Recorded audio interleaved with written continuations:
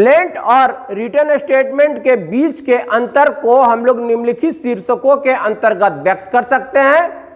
पहला डेफिनेशन, दूसरा filed by, तीसरा पर्पस, चौथा टाइम लिमिट, पांचवा कंटेंट, छठा इफेक्ट, सातवां रेलिवेंट प्रोविजन इन सीपीसी। आइए पहले इनके डेफिनेशन को देखते हैं।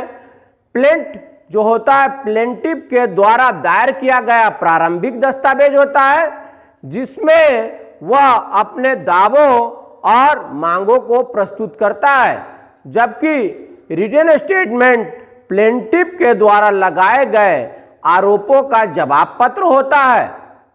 फाइल्ड बाय, प्लेंटिव के द्वारा फाइल किया जाता है, जबकि रिटन स्टेटमेंट डिफेंडेंट के द्वारा फाइल किया जाता है।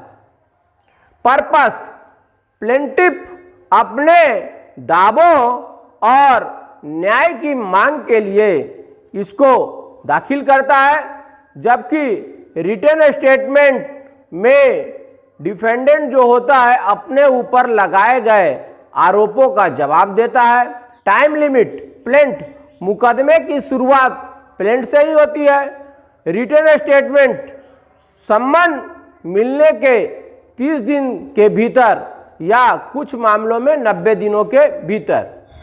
कंटेंट, प्लेंट में पार्टीज का नाम, जुरिस्डिक्शन, रिलीफ क्लेम्ड का विवरण होता है, जबकि रिटन स्टेटमेंट में या तो प्लेंटिव के द्वारा लगाए गए आरोपों को या तो एडमिट करता है या डिनाई करता है या डिफेंस करता है या सेट ऑफ या काउंटर क्लेम किया जाता है। इफेक्ट, यदि प्लेंट गलत तरीके से प्रस्तुत किया जाए या दाखिल किया जाए तो केस प्रारंभ नहीं होता है, जबकि अगर रिटन स्टेटमेंट दाखिल नहीं किया जाए तो प्लेंट को सही मानकर इसे एक्स पार्टे डिसीजन दिया जा सकता है, यानी एक पक्षीय डिसीजन दिया जा सकता है।